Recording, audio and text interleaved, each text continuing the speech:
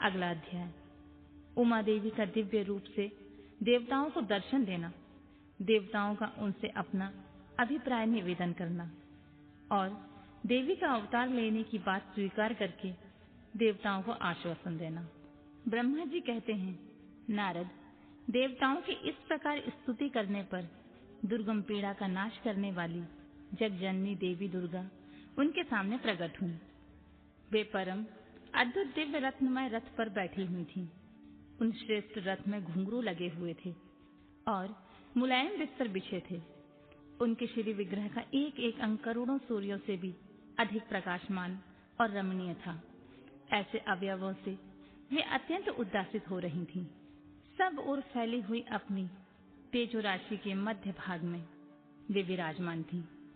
उनका रूप बहुत ही सुंदर था और उनकी छवि की कहीं तुलना नहीं थी। सदा शिव के साथ विलास करने वाली उन महामाया की किसी के साथ समानता नहीं थी। शिवलोक में निवास करने वाली वे देवी त्रिविध चिन्मय गुणों से युक्त थीं। प्राकृत गुणों का अभाव होने से उन्हें निर्गुणा कहा जाता है। वे नित्य रूपा हैं। वे दुष्टों पर प्रचंड कोप करने के कारण चंडी कहलाती हैं, परंतु स्वरूप से शिवा कल्याणमयी हैं। सबकी संपूर्ण पीड़ाओं का नाश करने वाली तथा संपूर्ण जगत की माता हैं। वे ही प्रलय काल में महानिद्रा होकर सबको अपने अंग में सुला लेती हैं तथा वे समस्त स्वजनों का संसार सागर से उद्धार कर देती हैं। शिवा देवी की तेजो राशि के प्रभाव से देवता उन्हें अच्छी तरह ना देख सकें, तब उनके दर्शन की अभिलाषा से देवताओं ने फिर उनका स्तवन किया। तदनंतर दर्शन की इच्छा रखने वाले विष्णु आदि सब देवता उन जगदम्बा की कृपा पाकर वहां उनका सुस्पष्ट दर्शन कर सकें। इसके बाद देवता बोले, अंबिके, महादेवी, हम सदा आपके दास हैं। आप प्रसन्नता पूर्वक हमारा निवेदन सुने। पहले आप दक्ष के पुत्री रूप में अवतीर्ण हो लोक में रुद्रदेव की वल्लभा हुई थी। उस समय आपने ब्रह्मा जी के तथा दूसरे देवताओं के महान दुख का निवारण किया था। तदनंतर पिता से अनादर पाकर अपनी की हुई प्रतिज्ञा के अनुसार आपने शरीर को त्याग दिया और 100 धाम में पधाराई। इससे भगवान हर को बड़ा दुख हुआ। महेश्वरी, आपके चले आने से देवताओं का कार्य पूरा नहीं हुआ, अतः हम देवता और मुनि व्याकुल होकर आपकी शरण में आए हैं। महेशानी, शिवे, आप देवताओं का मनोरथ पूर्ण करें, जिससे सनत कुमार का वचन सफल हो। देवी, आप भूतल पर अवतीर्ण होकर पुनः रुद्रदेव की पत्नी होइए और यथा योग ऐसी लीला कीजिए जिससे देवताओं को सुख प्राप्त हो। देवी, इससे कैलाश पर्वत पर निवास करने वाले रुद्रदेव भी सुखी होंगे। आप ऐसी कृपा करें जिससे सब सुखी हों और सबका सारा दुख नष्ट हो जावे। ब्रह्मा जी कहते हैं, नारद, ऐसे कहकर विष्णु आदि सब देवता प्रेम में मग्न हो गए और भक्ति से विनम्र होकर चुपचाप खड़े रहे। देवताओं की यह स्तुति सुनकर शिवा देवी को भी बड़ी प्रसन्नता हुई। उसके हेतु का विचार करके अपने प्रभु शिव का स्मरण करती हुई भक्त वत्सला दयामयी उमा देवी उस समय विष्णु आदि देवताओं को संबोधित करके हंसकर बोली। उमा ने कहा, हे हरि, हे विदेव और हे देवताओं और मुनियों, तुम सब अपने मन से व्यथा को निकाल दो और मेरी बात सुनो। मैं तुम पर प्रसन्न हूँ, इसमें संशय नहीं है। सब लोग अपने अपने स्थान को जाओ और चिरकाल तक सुखी रहो। मैं अवतार ले मैना की पुत्री होकर उन्हें सुख दूंगी और रुद्रदेव की पत्नी हो जाऊंगी। यह मेरा अत्यंत गुप्त मत है। भगवान शिव की लीला अद्भुत है, वह ज्ञानियों को भी मोह में डालने वाली है। देवताओं, उस यज्ञ में जाकर पिता के द्वारा अपने स्वामी का अनादर देख जब से मैंने दक्ष जनित शरीर को त्याग दिया है, तभी से वे मेरे स्वामी कालाग्नि रुद्रदेव तत्काल दिगंबर हो गए। वे मेरी ही चिंता में डूबे रहते हैं। उनके मन में यह विचार उठा करता है कि धर्म को जानने वाली सती मेरा रोष देखकर पिता के यज्ञ में गई और वहां मेरा अनादर देखकर मुझ में प्रेम होने के कारण उसने अपना शरीर त्याग दिया। यही सोचकर वे घर बार छोड़कर अलौकिक वेश धारण करके योगी हो गए। मेरी स्वरूप भूता सती के वियोग को वे महेश्वर सहन न कर सके। देवताओं, भगवान रुद्र की भी यही अत्यंत इच्छा है कि भूतल पर मैना और हिमाचल के घर में मेरा अवतार हो, क्योंकि वे पुनः मेरा पारिग्रहण करने की अधिक अभिलाषा रखते हैं। अतः मैं रुद्रदेव के संतोष के लिए अवतार लूंगी और लौकिक गति का आश्रय लेकर हिमालय पत्नी मैना की पुत्री होंगी। ब्रह्मा जी कहते हैं, नारद, ऐसा कहकर जगदम्बा शिवा उस समय समस्त देवताओं को देखते देखते ही अदृश्य हो गईं और तुरंत अपने लोक में चली गईं। तदनंतर हर्ष से भरे हुए विष्णु आदि समस्त देवता और मुनि उस दिशा को प्रणाम करके अपने अपने धाम को चले गए।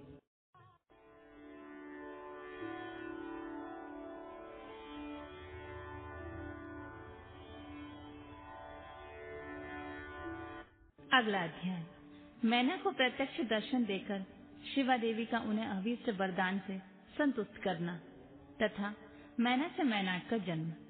नारद जी ने पूछा, पिताजी, जब देवी दुर्गा अंतर ध्यान हो गईं और देवगण अपने अपने धाम को चले गए, उसके बाद क्या हुआ? ब्रह्मा जी ने कहा, मेरे पुत्रों में श्रेष्ठ विप्रवर नारद, जब विष्णु आदि देव समुदाय हिमालय और मैना को देवी की आराधना का उपदेश देकर चले गए, तब गिरिराज हिमालय और मैना दोनों दंपति ने भारी तपस्या आरंभ की। वे दिन रात शंभु और शिवा का चिंतन करते हुए भक्ति उच्चित से नित्य उनकी सम्यक रीति से आराधना करने लगे। हिमवान की पत्नी मैना बड़ी प्रसन्नता से शिव सहित शिवा देवी की पूजा करने लगी। वे उन्हीं के संतोष के लिए सदा ब्राह्मणों को दान देती रहती थी।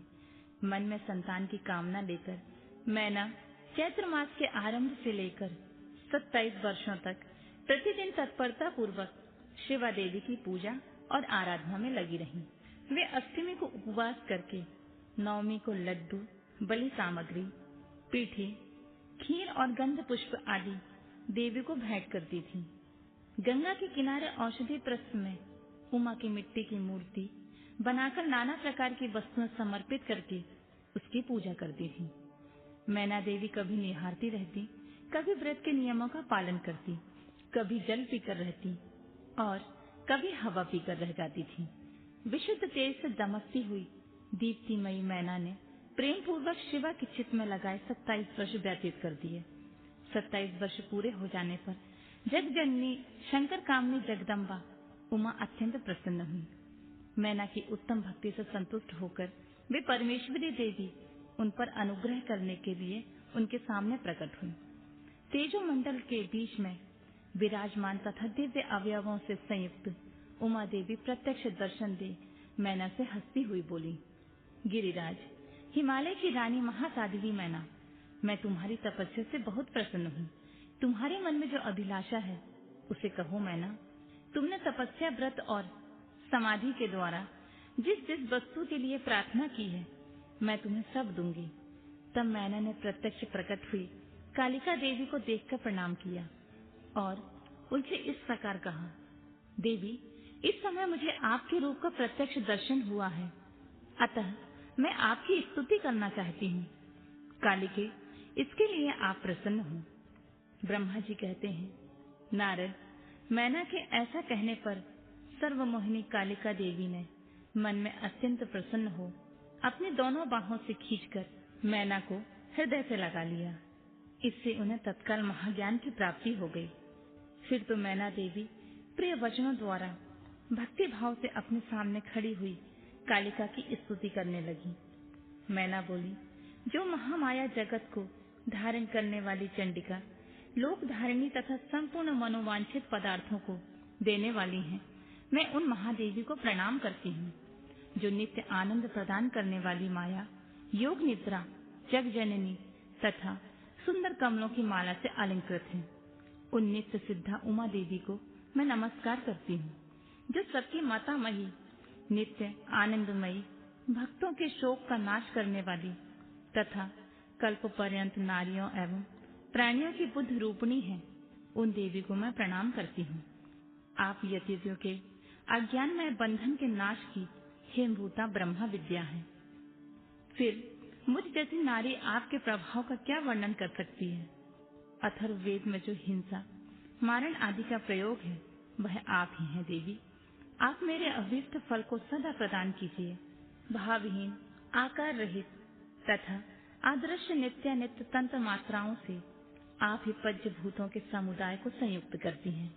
आप ही उनकी शाश्वत शक्ति हैं। आपका स्वरूप नित्य है। आप समय समय पर योगा युक्त एवं समर्थ नारी के रूप में प्रकट होती हैं। आप ही जगत की योनि और आधार शक्ति हैं। आप ही प्राकृत तत्वों से परे नित्य प्रकृति कही गई हैं, जिसके द्वारा ब्रह्मा के स्वरूप को वश में किया जाता है। वह नित्य अविद्या आप ही हैं। माते, आज मुझ पर प्रसन्न होइए। आप ही अग्नि के भीतर व्याप्त उग्र दही की शक्ति हैं। आप ही सूर्य किरणों में स्थित प्रकाशिका शक्ति हैं। चंद्रमा में जो आहादी की शक्ति है, वह भी आप ही हैं। ऐसी आप चंडी देवी का मैं स्तवन और वंदन करती हूँ। आप स्त्रियों को बहुत प्रिय हैं। ऊर्ध्ववरिता ब्रह्मचारियों की ध्येय भूता नित्य ब्रह्म शक्ति आप ही हैं।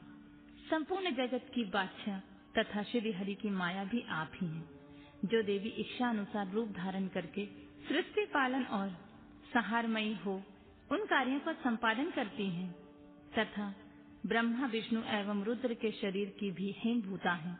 वे ही आप हैं। देवी, आज आप मुझ पर प्रसन्न हो। आपको पुनः मेरा नमस्कार है।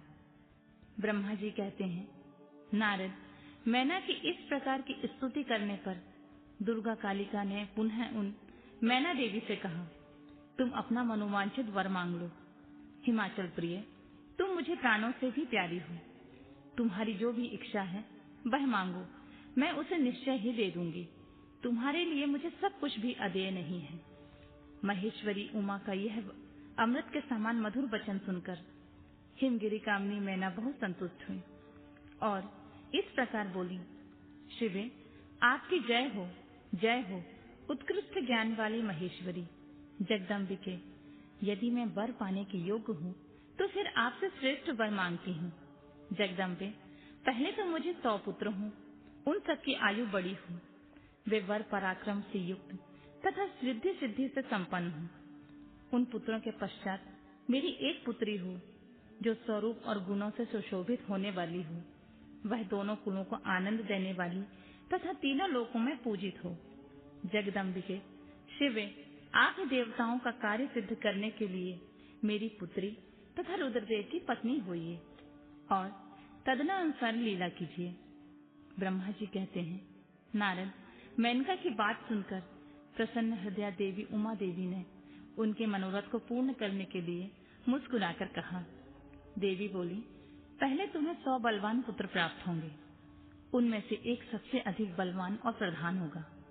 जो सबसे पहले उत्पन्न होगा, मैं तुम्हारी भक्ति से संतुष्ट हो मैं स्वयं तुम्हारे यहाँ पुत्री के रूप में अवतीर्ण होंगी और समस्त देवताओं से सेवित हो उनका कार्य सिद्ध करूंगी। ऐसा कहकर जगतदात्री परमेश्वरी कालिका शिवा मेनका को देखते देखते वहां से अदृश्य हो गई।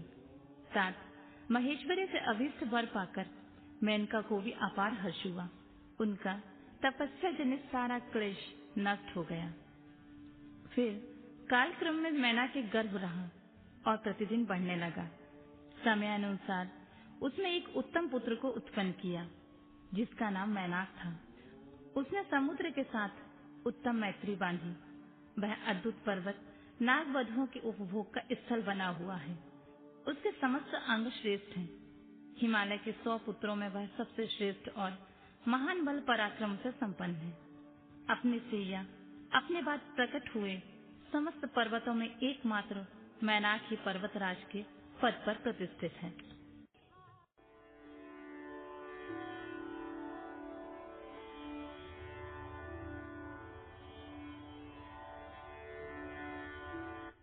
देवी उमा का हिमवान के हृदय तथा मैना के गर्भ में आना, गर्भस्था देवी का देवताओं के द्वारा स्तवन, उनका दिव्य रूप में प्रादुर्भाव, माता मैना से बातचीत तथा नवजात कन्या के रूप में परिवर्तित होना।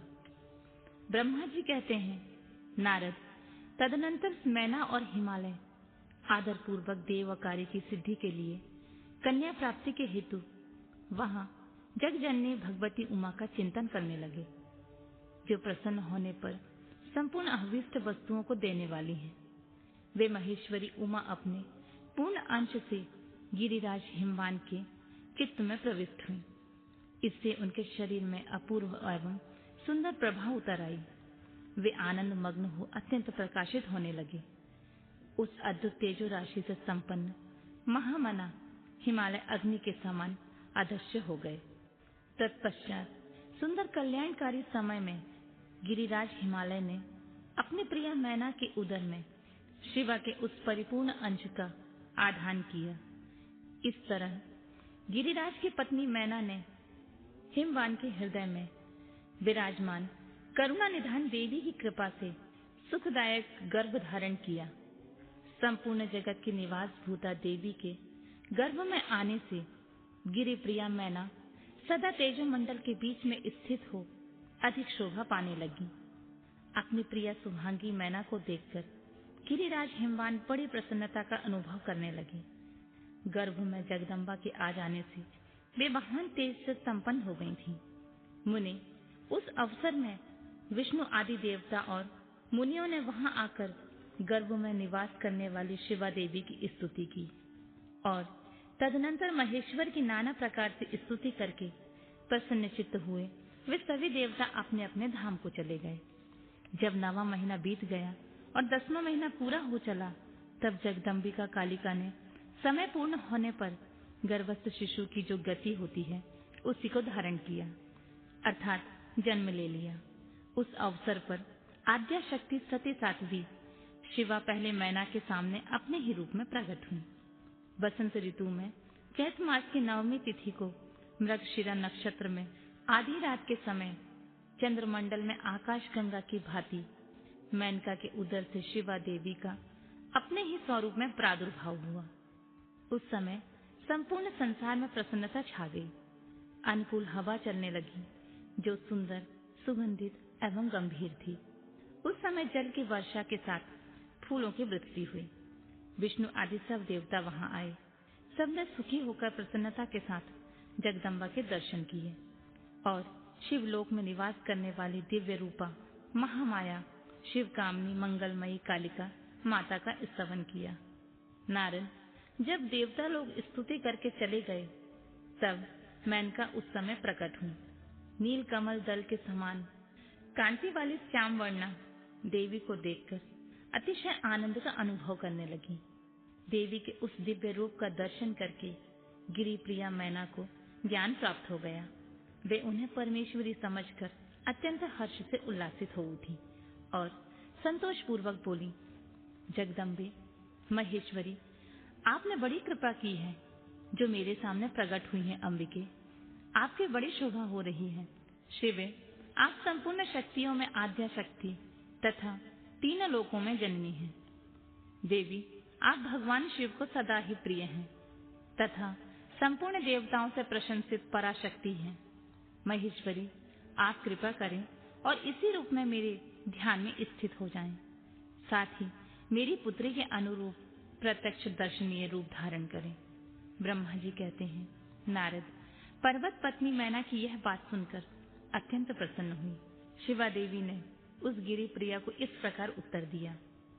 बोली, मैना, तुमने पहले तत्परता पूर्वक मेरी बड़ी सेवा की थी।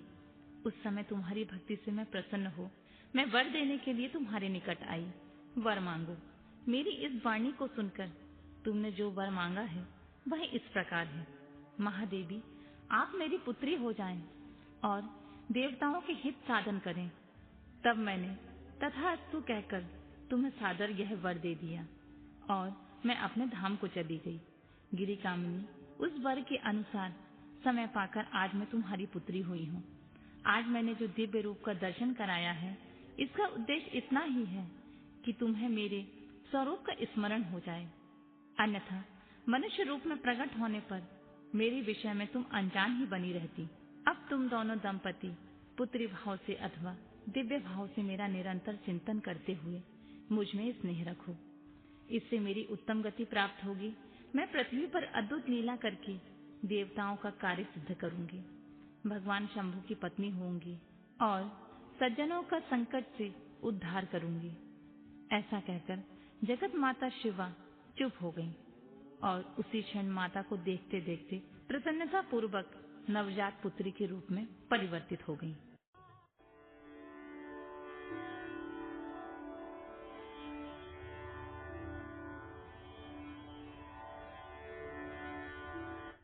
अगला अध्याय, पार्वती का नामकरण और विद्या अध्ययन।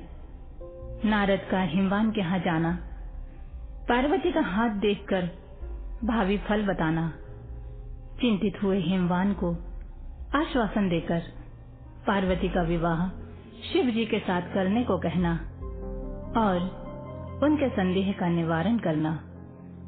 ब्रह्मा जी कहते हैं, नारद, मैना के सामने महातेजस्विनी कन्या होकर लौकिक गति का आश्रय ले वह रोने लगी। उसका मनोहर रुदन सुनकर घर की सभी स्त्रियां हर्ष से खिल उठी और बड़े वेग से प्रसन्नता पूर्वक वहां आ पहुंची। नीलकमल दल के समान श्याम कांति वाली उस परम तेजस्विनी और मनोरम कन्या को देखकर गिरिराज हिमालय अतिशय आनंद में निमग्न हो गए। तदनंतर सुंदर मुहूर्त में मुनियों के साथ हिमवान ने अपनी पुत्री के काली आदि सुखदायक नाम रखे। देवी शिवा गिरिराज के भवन में दिनों दिन बढ़ने लगी, ठीक उसी तरह जैसे वर्षा के समय गंगा जी की जल राशि और शरद ऋतु के शुक्ल पक्ष में चांदनी बढ़ती है। सुशीलता आदि गुणों से संयुक्त तथा बंधुजनों की प्यारी उस कन्या को कुटुंब के लोग अपने कुल के अनुरूप पार्वती नाम से पुकारने लगे।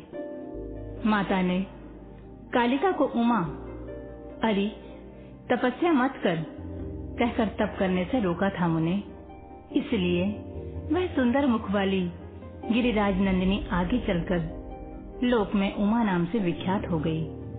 नारद, तदनंतर जब विद्या के उपदेश का समय आया, तब शिवा देवी अपने चित्त को एकाग्र करके बड़ी प्रसन्नता के साथ श्रेष्ठ गुरु से विद्या पढ़ने लगी।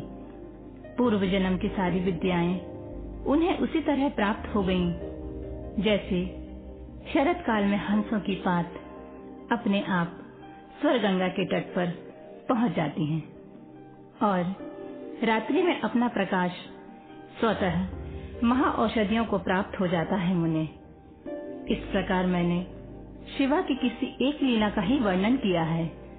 अब अन्य लीला का वर्णन करूंगा, सुनो। एक समय की बात है, तुम भगवान शिव की प्रेरणा से प्रसन्नता पूर्वक हिमाचल की घर गए। मुने, तुम शिव तत्व के ज्ञाता और उनकी लीला के जानकारों में श्रेष्ठ हो।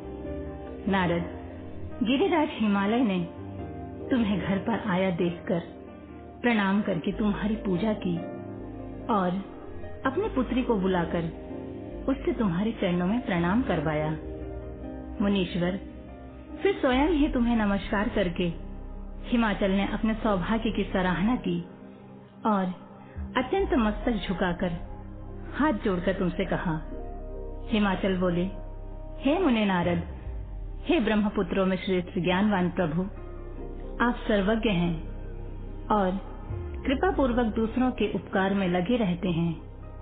मेरी पुत्री की जन्म कुंडली में जो गुण दोष हो उसे बताइए। मेरी बेटी किसके सौभाग्यवती प्रिय पत्नी होगी? ब्रह्मा जी कहते हैं, मुनि श्रेष्ठ, तुम बातचीत व कुशल और कौतुकी तो हो ही। गिरिराज हिमालय के ऐसा कहने पर तुमने कालिका का हाथ देखा और उसके संपूर्ण अंगों पर विशेष रूप से दृष्टिपात करके हिमालय से इस प्रकार कहना आरंभ किया। नारद बोले, शैलराज और मैना, आपकी यह पुत्री चंद्रमा की आदि कला के समान बढ़ी है। समस्त शुभ लक्षण इसके अंगों की शोभा बढ़ाते हैं। यह अपने पति के लिए अत्यंत सुखदायिनी होगी और माता पिता की भी कीर्ति बढ़ाएगी। संसार की समस्त नारियों में यह परम साध्वी और स्वजनों को सदा महान आनंद देने वाली होगी। गिरिराज, तुम्हारी पुत्री के हाथ में सब उत्तम लक्षण विद्यमान हैं, केवल एक रेखा विलक्षण है। उसका यथार्थ फल सुनो।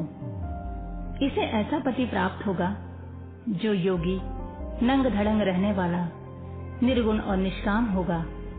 उसकी ना माँ होगी ना बाप। उसे मान सम्मान का कोई भी ख्याल नहीं रहेगा और वह सदा अमंगल वेश धारण करेगा। ब्रह्मा जी कहते हैं, नारद, तुम्हारी इस बात को सुनकर और सत्य मानकर मैना तथा हिमाचल दोनों पति पत्नी बहुत दुखित हो गए। परंतु जगदम्बा शिवा को तुम्हारे ऐसे वचनों को सुनकर और लक्षणों द्वारा उस भावी पति को शिव मानकर मन ही मन हर्ष से खिल उठी। नारद जी की बात कभी झूठी नहीं हो सकती। ऐसा सोचकर शिवा भगवान शिव के युगल चरणों में संपूर्ण हृदय से अत्यंत स्नेह करने लगी। नारद, उस समय मन ही मन दुखी हो हिमवान ने तुमसे कहा, मुने, उस रेखा का फल सुनकर मुझे बड़ा दुख हुआ। मैं अपनी पुत्री को उससे बचाने के लिए क्या उपाय करूं? मुने, तुम महान कौतुक करने वाले और वार्तालाप विशारद हो। हिमवान की बात सुनकर अपने मंगलकारी वचनों के द्वारा उनका हर्ष बढ़ाते हुए तुमने इस प्रकार कहा। नारद बोले, गिरिराज, तुम स्नेह पूर्वक सुनो। मेरी बात सच्ची है, वह झूठ नहीं होगी।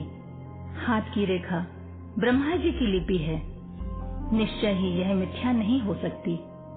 अतः शैल प्रवर, इस कन्या को वैसा ही पति मिलेगा, इसमें संशय नहीं है। परंतु इस रेखा के कुफल से बचने के लिए एक उपाय भी है, उसे प्रेम पूर्वक सुनो। उसे करने से तुम्हें सुख मिलेगा। मैंने जैसे वर का निरूपण किया है वैसे ही भगवान शंकर हैं। वे सर्वसमर्थ हैं और लीला के लिए अनेक रूप धारण करते रहते हैं। उनमें समस्त कुलक्षण सद्गुणों के समान हो जाएंगे। समर्थ पुरुष में कोई दोष भी हो तो वह उसे दुख नहीं देता। असमर्थ के लिए ही वह दुखदायक होता है।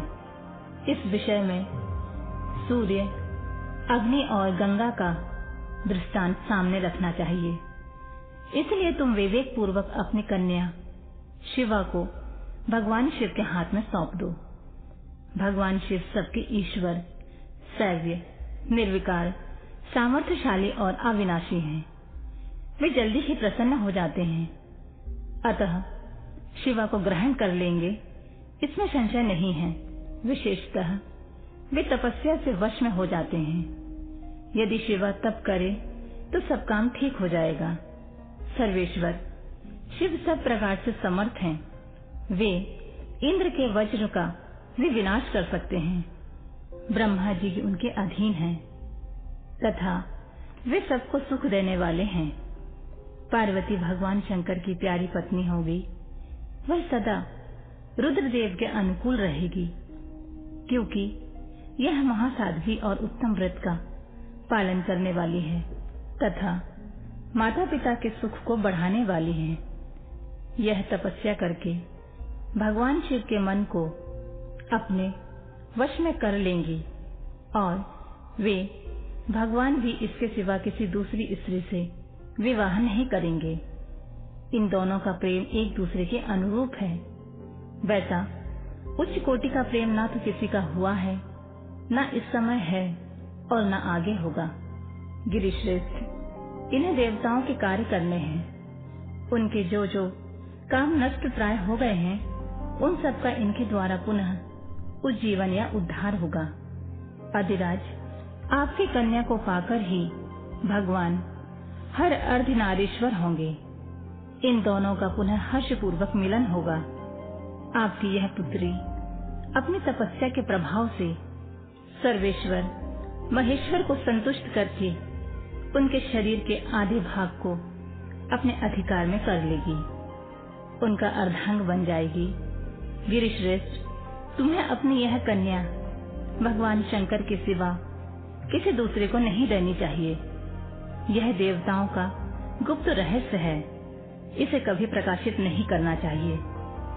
हिमालय ने कहा, ज्ञानी मुने नारद, मैं आपको एक बात बता रहा हूँ। उसे प्रेम पूर्वक सुनिए और आनंद का अनुभव कीजिए। सुना जाता है महादेव जी सब प्रकार की आसक्तियों का त्याग करके अपने मन को संयम में रखते हुए नित्य तपस्या करते हैं। देवताओं की भी दृष्टि में नहीं आते।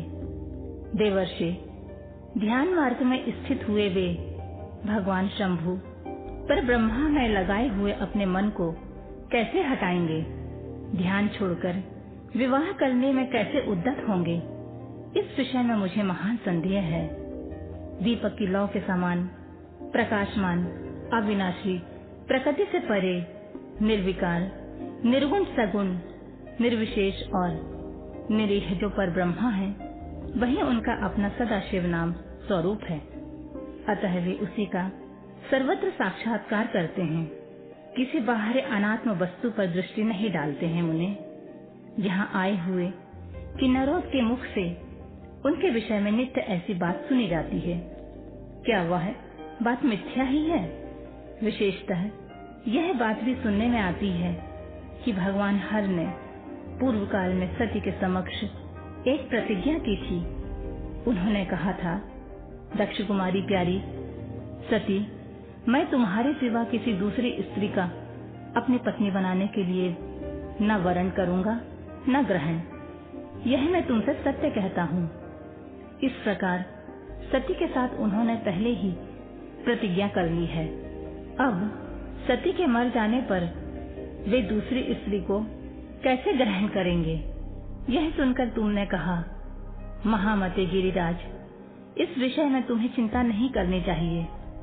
तुम्हारी यह पुत्री काली ही पूर्व काल में दक्ष कन्या सती हुई थी। उस समय इसी का सदा सर्व मंगलदायी नाम सती था। वे सती दक्ष कन्या होकर रुद्र की प्यारी पत्नी हुई थी। उन्होंने पिता के यज्ञ में अनादर पाकर तथा भगवान शंकर का भी अपमान हुआ देख क्रोध पूर्वक अपने शरीर को त्याग दिया था। वे ही सती फिर तुम्हारे घर में उत्पन्न हुई हैं। तुम्हारी पुत्री साक्षात जगदम्बा शिवा है। यह पार्वती भगवान हर की पत्नी होगी, इसमें संशय नहीं है। नारद, ये सब बातें तुमने हिमवान को विस्तार पूर्वक बताई। पार्वती का यह पूर्व रूप और चरित्र प्रीति को बढ़ाने वाला है। काली के उस संपूर्ण पूर्व वृतांत को तुम्हारे मुख से सुनकर हिमवान अपनी पत्नी और पुत्र के साथ तत्काल संदेह रहित हो गए। इसी तरह तुम्हारे मुख से अपनी उस पूर्व कथा को सुनकर काली ने लज्जा के मारे मस्तक झुका लिया और उसके मुख पर मंद मुस्कान की प्रभा फैल गई। गिरिराज हिमालय पार्वती के उस चरित्र को सुनकर उसके माथे पर हाथ फेरने लगे और मस्तक सूंघकर उसे अपने आसन के पास बिठा लिया। नारद, इसके पश्चात तुम उसी क्षण प्रसन्नता पूर्वक स्वर्गलोक को चले गए और गिरिराज हिमवान भी मन ही मन मनोहर आनंद से युक्त हो अपने सर्व संपत्तिशाली भवन में प्रविष्ट हो गए।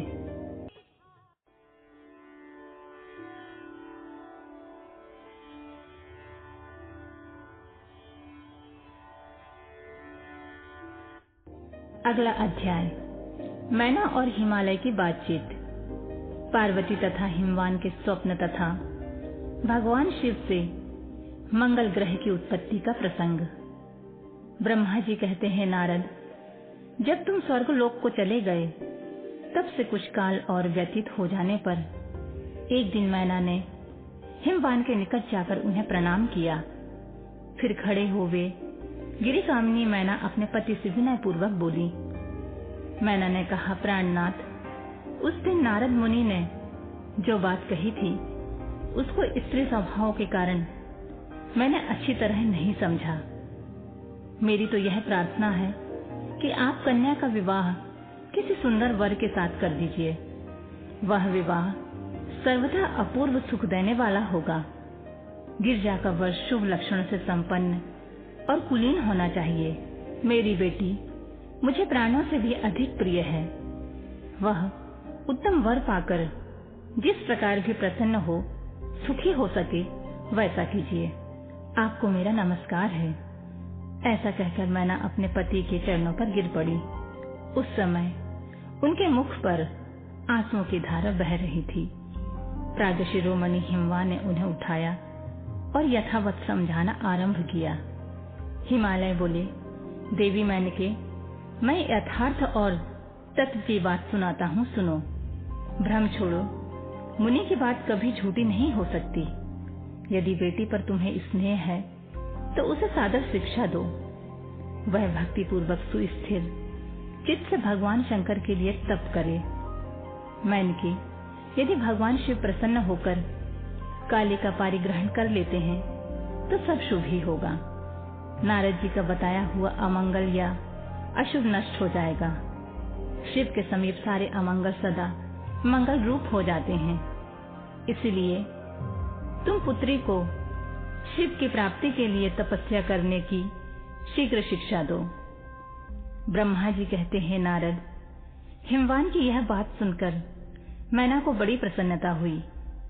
वे तपस्या में रुचि उत्पन्न करने के लिए पुत्री को उपदेश देने में निमित्त उसके पास गईं। परंतु बेटी के सुकुमार अंग पर दृष्टिपात करके मैना के मन में बड़ी व्यथा हुई। उनके दोनों नेत्रों में तुरंत आंसू भर आए। फिर तो गिरी प्रिया मैना में अपनी पुत्री को उपदेश देने की शक्ति नहीं रह गई। अपनी माता की उस चेष्टा को पार्वती जी शीघ्र ही ताड़ गईं। तब वे सर्वज्ञ परमेश्वरी कालिका देवी माता को बारंबार आश्वासन देकर तुरंत बोली। पार्वती ने कहा, माँ, तुम बड़ी समझदार हो, मेरी यह बात सुनो। आज पिछली रात्रि के समय ब्रह्म मुहूर्त में मैंने एक स्वप्न देखा है, उसे बताती हूँ माता जी। स्वप्न में एक दयालु और तपस्वी ब्राह्मण ने मुझे शिव की प्रसन्नता के लिए उत्तम तपस्या करने का प्रसन्नता पूर्वक उपदेश दिया है। नारद, यह सुनकर मेनका ने शीघ्र अपने पति को बुलाया और पुत्री के देखे हुए स्वप्न को पूर्णतः कह सुनाया। मेनका के मुख से पुत्री के स्वप्न को सुनकर गिरिराज हिमालय बड़े प्रसन्न हुए और अपनी प्रिय पत्नी को समझाते हुए बोले। गिरिराज ने कहा, प्रिय, पिछली रात में मैंने भी एक स्वप्न देखा है। मैं आदर पूर्वक उसे बताता हूँ, तुम प्रेम पूर्वक उसे सुनो। एक बड़े उत्तम तपस्वी थे। नारद ने वर के जैसे लक्षण बताए थे, वैसे उसी लक्षणों से युक्त शरीर को उन्होंने धारण कर रखा था। वे बड़ी प्रसन्नता के साथ मेरे नगर के निकट तपस्या करने के लिए आए। उन्हें देखकर मुझे बड़ा हर्ष हुआ और मैं अपनी पुत्री को साथ लेकर उनके पास गया।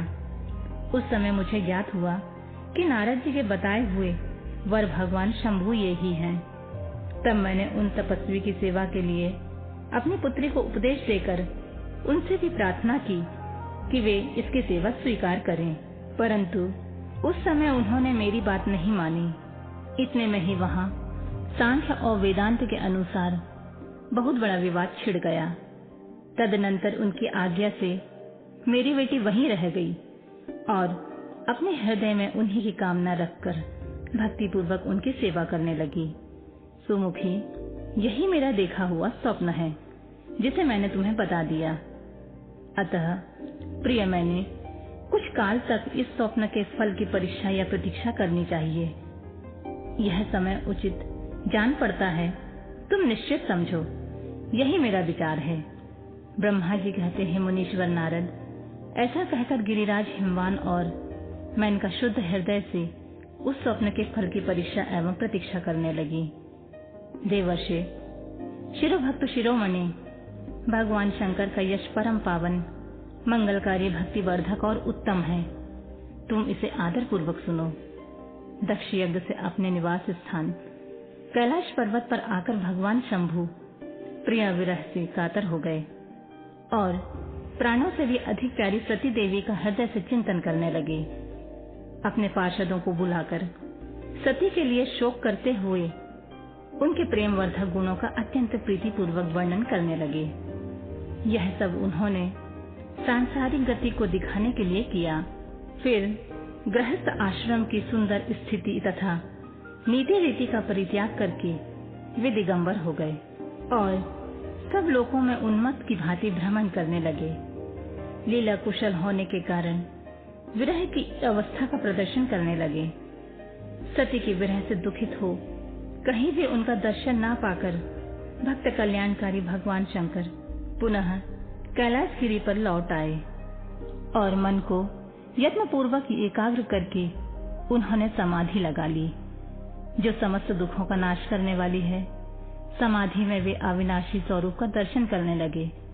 इस तरह तीनों गुणों से रहित हुए भगवान शिव चिरकाल तक सुस्थिर भाव से समाधि लगाए बैठे रहे। वे प्रभु स्वयं ही माया के अधिपति निर्विकार पर ब्रह्मा हैं। तदनंतर जब असंख्य वर्ष व्यतीत हो गए तब उन्होंने समाधि छोड़ी। उसके बाद तुरंत ही जो चरित्र हुआ मैं तुम्हें बताता हूँ। भगवान शिव के ललाट से उस समय श्रम जनित पसीने की एक बूंद पृथ्वी पर गिरी और तत्काल एक शिशु के रूप में परिणित हो गई। मुने, उस बालक की 4 भुजाएं थीं, शरीर की कांति लाल थी और आकार मनोहर था। दिव्य द्युति से दीप्तिमान भय शोभाशाली बालक अत्यंत दुसह तेज से संपन्न था। तथापि उस समय लोकाचार परायण परमेश्वर शिव के आगे वह साधारण शिशु की भांति रोने लगा। यह देख पृथ्वी भगवान शंकर से भयमान उत्तम बुद्धि से विचार करने के पश्चात सुंदर स्त्री का रूप धारण करके वहीं प्रकट हो गई। उन्होंने उस सुंदर बालक को तुरंत उठाकर अपनी गोद में रख लिया और अपने ऊपर प्रकट होने वाले दूध को ही स्तन्य के रूप में उसे पिलाने लगी। उन्होंने स्नेह से उसका मुंह चूमा और अपना ही बालक मान हंस हंस उसे खिलाने लगी। परमेश्वर शिव का हित साधन करने वाली पृथ्वी देवी सच्चे भाव से स्वयं उसकी माता बन गई। संसार की सृष्टि करने वाले परम कौतुकी एवं विद्वान अंतर्यामी शंभु वह चरित्र देखकर हंस पड़े और पृथ्वी को पहचानकर उनसे बोले, धरणी, तुम धन्य हो, मेरे इस पुत्र का प्रेम पूर्वक पालन करो। तुम श्रेष्ठ शिशु मुझ महान तेजस्विनी शंभु के श्रम जल पसीने से ही तुम्हारे ऊपर उत्पन्न हुआ है। वसुधे, यह प्रियकारी बालक यद्यपि मेरे श्रम जल से प्रकट हुआ है, तथापि तुम्हारे नाम से तुम्हारे ही पुत्र के रूप में इसकी ख्याति होगी। यह सदा त्रिविध तापों से रहित होगा, अत्यंत गुणवान और भूमि देने वाला होगा। यह मुझे भी सुख प्रदान करेगा। तुम इसे अपनी रुचि के अनुसार ग्रहण करो। ब्रह्मा जी कहते हैं, नारद, ऐसा कहकर भगवान शिव चुप हो गए। उनके हृदय से विरह का प्रभाव कुछ कम हो गया। उनमें विरह क्या था? वे लोकाचार का पालन कर रहे थे। वास्तव में सत्पुरुषों के प्रिय श्री रुद्रदेव निर्विकार परमात्मा ही हैं। शिव की उपयुक्त आज्ञा को शिरोधार्य करके पुत्र सहित पृथ्वी देवी शीघ्र ही अपने स्थान को चली गईं। उन्हें अत्यंत सुख मिला। वह बालक धूम नाम से प्रसिद्ध हो युवा होने पर तुरंत काशी चला गया और वहां उसने दीर्घ काल तक भगवान शंकर की सेवा की। विश्वनाथ जी की कृपा से ग्रह की पदवी पाकर वे भूमि कुमार शीघ्र ही श्रेष्ठ एवं दिव्य लोक में चले गए, जो शुक्र लोक से परे है।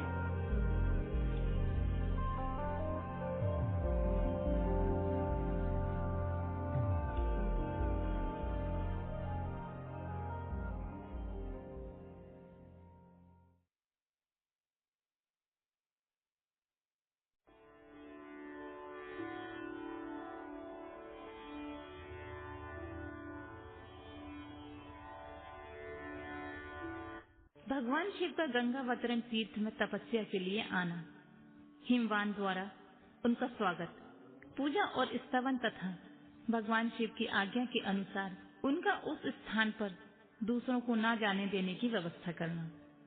ब्रह्मा जी कहते हैं, नारद, हिमवान की पुत्री लोक पूजित शक्ति स्वरूपा पार्वती हिमालय के घर में रहकर बढ़ने लगी। जब उनकी अवस्था 8 वर्ष की हो गई, तब सती की विरह से कातर हुए शंभु को उनके जन्म का समाचार मिला।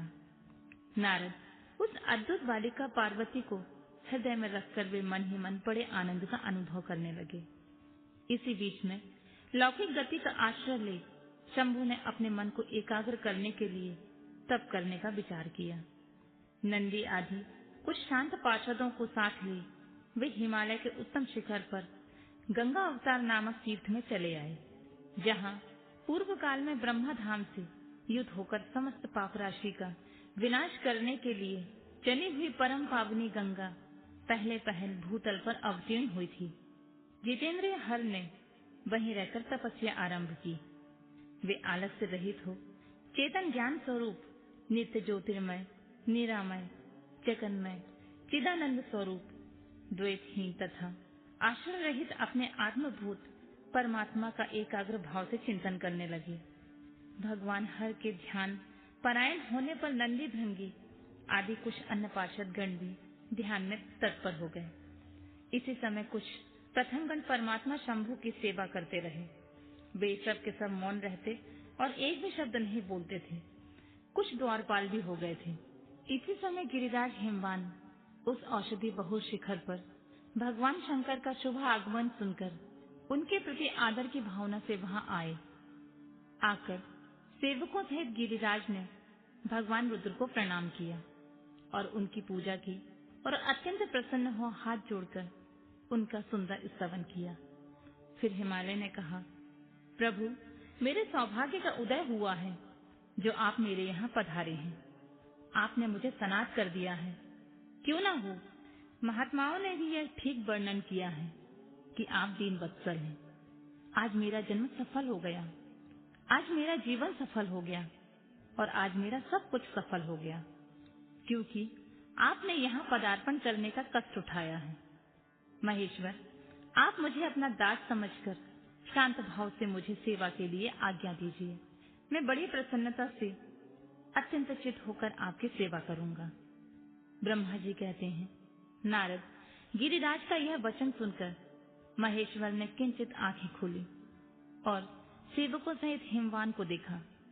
सेवकों सहित गिरिराज को उपस्थित देख ध्यान योग में स्थित हुए जगदीश्वर वृषभध्वज ने मुस्कुराते हुए कहा, शैलराज, मैं तुम्हारे शिखर पर एकांत में तपस्या करने के लिए आया हूँ। तुम ऐसा प्रबंध करो जिससे कोई भी मेरे निकट ना आ सके।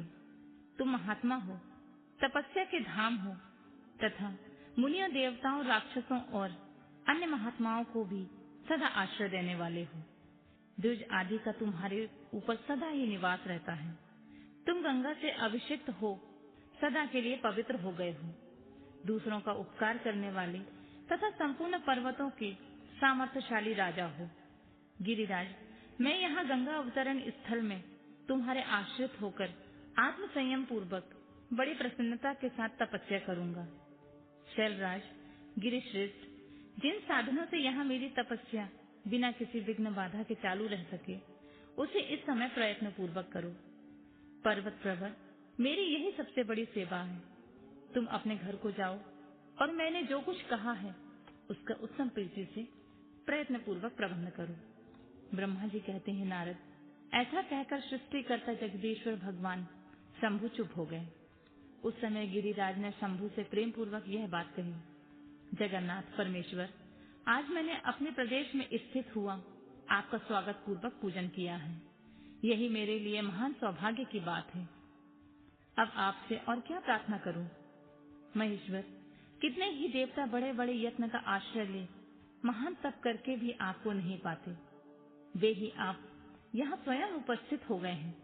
मुझसे बढ़कर श्रेष्ठ सौभाग्यशाली और पुण्यात्मा दूसरा कोई नहीं है, क्योंकि आप मेरे पृष्ठ भाग पर तपस्या के लिए उपस्थित हुए हैं।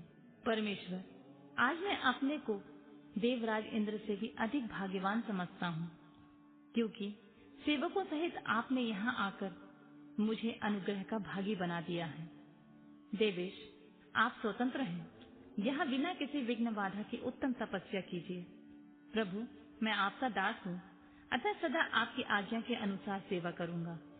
ब्रह्मा जी कहते हैं, नारद, ऐसा कहकर गिरिराज हिमालय तुरंत अपने घर लौट आए और उन्होंने अपनी प्रिया मैना को बड़े आदर से यह सारा वृतांत कह सुनाया।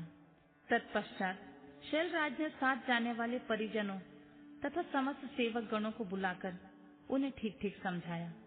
हिमालय बोले, आज से कोई भी गंगा अवतरण नामक स्थान में, जो मेरे पृष्ठभाग में ही है, मेरी आज्ञा मानकर ना जाए। मैं यह सच्ची बात कहता हूँ, यदि कोई वहां जाएगा तो उस महादुष्ट को मैं विशेष दंड दूंगा। मुने, इस प्रकार के समस्त गणों को शीघ्र ही नियंत्रित करके हिमवान ने विघ्न निवारण के लिए जो सुंदर प्रयत्न किया, मैं तुम्हें बताता हूँ, सुनो।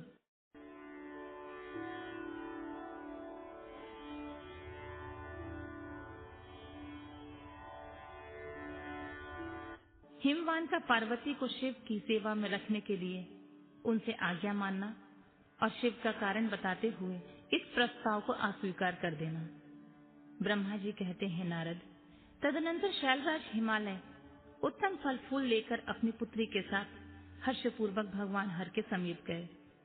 वहां जाकर उन्होंने ध्यान पारायण त्रिलोकीनाथ शिव को प्रणाम किया और अपनी अद्भुत कन्या काली को हृदय से उनकी सेवा में अर्पित कर दिया। फल फूल आदि सारी सामग्री उनके सामने रखकर पुत्री को आगे करके शैलराज ने शंभु से कहा, भगवान, मेरी पुत्री आप भगवान चंद्रशेखर की सेवा के लिए उत्सुक है, अतः आपके आराधन की इच्छा से मैं इसको साथ लाया हूँ। यह अपनी दो सखियों के साथ सदा आप शंकर की सेवा में रहे। नाथ, यदि आपका मुझ पर अनुग्रह हो तो इस कन्या को सेवा के लिए आज्ञा दीजिए। तब भगवान शंकर ने उस परम मनोहर काम रूपनी कन्या को देखकर आंखें मूंद ली और त्रिगुणातीत अविनाशी परम तत्व उत्तम रूप का ध्यान आरंभ किया। उस समय सर्वेश्वर एवं सर्वव्यापी जटाजूटधारी वेदांत वैद्य चंद्रकला विभूषण शंभु उत्तम आसन पर बैठ नेत्र बंद किए तप में लग गए। यह देख हिमाचल ने मस्तक झुकाकर पुनः उन्हें चरणों में प्रणाम किया। यद्यपि कि उनके हृदय में दीनता नहीं थी, तो भी इस समय वे संशय में पड़ गए कि ना जाने भगवान मेरी प्रार्थना स्वीकार करेंगे या नहीं। वक्ताओं में श्रेष्ठ गिरिराज हिमवान ने जगत के एकमात्र बंधु भगवान शिव से इस प्रकार कहा। हिमालय बोले, देवादेव महादेव, करुणा कर शंकर, विभो, मैं आपकी शरण में आया हूँ, आंखें खोलकर मेरी ओर देखिए। शिव, सर्व महेशान, जगत को आनंद प्रदान करने वाले प्रभु महादेव, आप संपूर्ण आपत्तियों का निवारण करने वाले हैं, मैं आपको प्रणाम करता हूँ। स्वामी प्रभु, मैं आपकी इस पुत्री के साथ प्रतिदिन आपका दर्शन करने के लिए आऊंगा, इसके लिए आप आदेश दीजिए। उनकी यह बात सुनकर देवादेव महेश्वर ने आंख खोलकर ध्यान छोड़ दिया और कुछ सोच विचार कर कहा।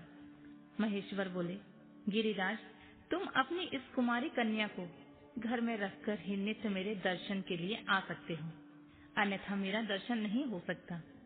महेश्वर की ऐसी बात सुनकर शिवा के पिता हिमवान मस्तक झुकाकर उन भगवान शिव से बोले, प्रभु, यह तो बताइए किस कारण से मैं इस कन्या के साथ आपके दर्शन के लिए नहीं आ सकता? क्या यह आपकी सेवा के योग्य नहीं है? फिर इसे नहीं लाने का क्या कारण है? यह मेरी समझ में नहीं आता है।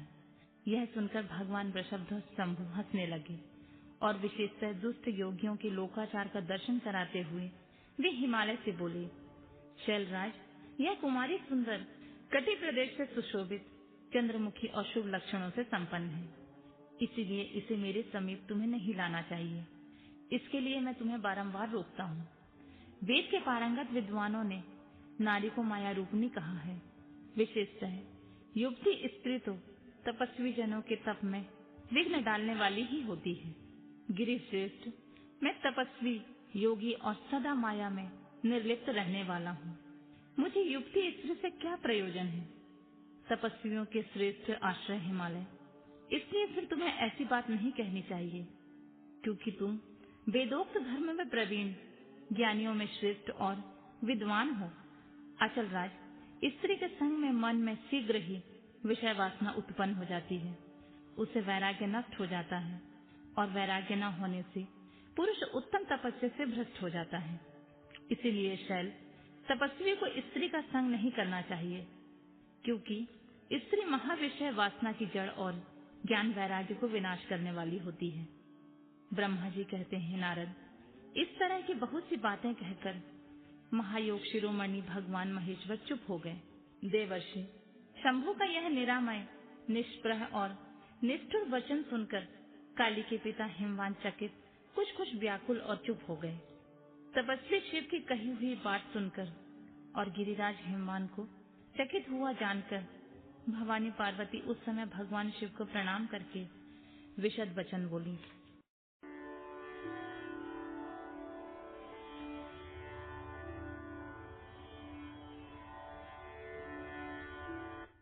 पार्वती और शिव का दार्शनिक संवाद। शिव का पार्वती को अपनी सेवा के लिए आज्ञा देना तथा पार्वती द्वारा भगवान की प्रतिदिन सेवा। भवानी ने कहा, योगिन, आपने तपस्वी होकर गिरिराज से यह क्या बात कर डाली प्रभु? आप ज्ञान विशारद हैं, तो भी अपनी बात का उत्तर मुझसे सुनिए।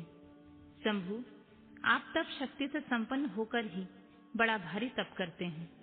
उस शक्ति के कारण ही आप महात्मा को तपस्या करने का विचार हुआ है। सभी कर्मों को करने की जो वह शक्ति है, उसे ही प्रकृति जानना चाहिए। प्रकृति से ही सबकी सृष्टि, पालन और संहार होते हैं। भगवान, आप कौन हैं और सूक्ष्म प्रकृति क्या है, इसका विचार कीजिए। प्रकृति के बिना लिंग रूपी महेश्वर कैसे हो सकते हैं? आप सदा प्राणियों के लिए जो अर्चनीय, वंदनीय और चिंतनीय हैं, वे प्रकृति के ही कारण हैं। इस बात को हृदय से विचार करके ही आपको जो कहना हो सब कहिए। ब्रह्मा जी कहते हैं, नारद, पार्वती के इस वचन को सुनकर महती लीला करने में लगे हुए प्रसन्नचित्त महेश्वर हंसते हुए बोले। महेश्वर ने कहा, मैं उत्कृष्ट तपस्या के द्वारा ही प्रकृति का नाश करता हूँ और तत्वतः प्रकृति रहित शंभु के रूप में ही स्थित होता हूँ। अतः सत्पुरुषों को कभी या कहीं प्रकृति का संग्रह नहीं करना चाहिए। लोकाचार से दूर और निर्विकार रहना चाहिए। नारद, जब शंभु ने लौकिक व्यवहार के अनुसार यह बात कही, तब काली मन ही मन हंसकर मधुर वाणी में बोली। काली ने कहा, कल्याणकारी प्रभु, योगिन, आपने जो बात कही है, क्या वह वाणी प्रकृति नहीं है? फिर आप उससे परे क्यों नहीं हो गए? क्यों प्रकृति का सहारा लेकर बोलने लगे? इन सब बातों को विचार करके तात्विक दृष्टि से जो यथार्थ बात हो, उसी को कहना चाहिए। यह सब कुछ सदा प्रकृति से बंधा हुआ है, इसलिए आपको ना तो बोलना चाहिए और ना कुछ करना चाहिए, क्योंकि कहना और करना सब व्यवहार प्राकृत ही है। आप अपनी बुद्धि से इसको समझिए। आप जो कुछ सुनते हैं, खाते हैं, देखते हैं और करते हैं, वह सब प्रकृति का ही कार्य है। झूठे वाद विवाद करना व्यर्थ है। प्रभु शंभु, यदि आप प्रकृति से परे हैं, तो इस समय हिमवान पर्वत पर आप तपस्या किस लिए करते हैं?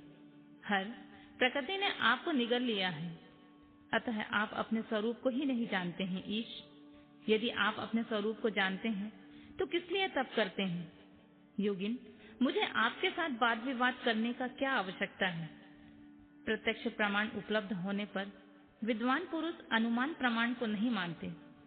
जो कुछ प्राणियों की इंद्रियों का विषय होता है, वह सब ज्ञानी पुरुष को ही बुद्धि से विचार करके प्राकृत ही मानना चाहिए। योगीश्वर, बहुत कहने से क्या लाभ? मेरी उत्तम बात सुनिए। मैं प्रकृति हूँ, आप पुरुष हैं। यह सत्य है, सत्य है, इसमें कोई संशय नहीं है। मेरे अनुग्रह से ही आप सगुण और साकार माने गए हैं।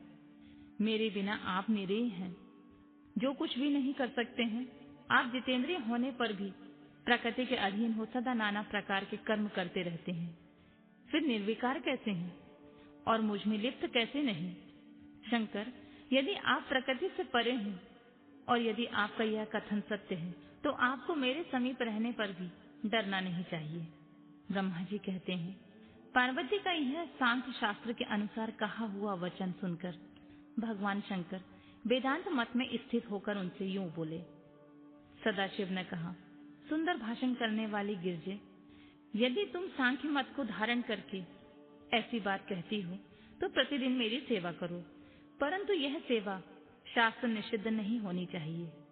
गिरजा से ऐसा कहकर भक्तों पर अनुग्रह और उनका मनोरंजन करने वाले भगवान शिव हिमवान से बोले, गिरिराज, मैं यही तुम्हारी अत्यंत रमणीय श्रेष्ठ शिखर की भूमि पर उत्तम तपस्या तथा अपने आनंदमय परमात्म स्वरूप का विचार करता हुआ विचरूंगा। पर्वतराज, आप मुझे यहाँ तपस्या करने की अनुमति दें। आपकी अनुज्ञा के बिना कोई तप नहीं किया जा सकता। देवादिदेव शूलधारी भगवान शिव का यह कथन सुनकर हिमवान ने उन्हें प्रणाम करके कहा, महादेव, देवता, असुर और मनुष्यों सहित संपूर्ण जगत तो आपका ही है। मैं तुच्छ होकर आपसे क्या कहूँ। ब्रह्मा जी ने कहा, नारद, गिरिराज हिमवान के ऐसा कहने पर लोक कल्याणकारी भगवान शंकर हंस पड़े और आदर पूर्वक उनसे बोले, अब तुम जाओ। शंकर की आज्ञा पाकर हिमवान अपने घर लौट आए और वे गिरजा के साथ प्रतिदिन उनके दर्शन के लिए आते थे। काली अपने पिता के बिना भी दोनों सखियों के साथ नित्य शंकर जी के पास जाती और भक्ति पूर्वक उनकी सेवा में लगी रहती। नंदीश्वर आदि कोई भी गण उन्हें रोकता नहीं था। तात महेश्वर के आदेश से ऐसा होता था। प्रत्येक गण पवित्रता पूर्वक रहकर उनकी आज्ञा का पालन करता था।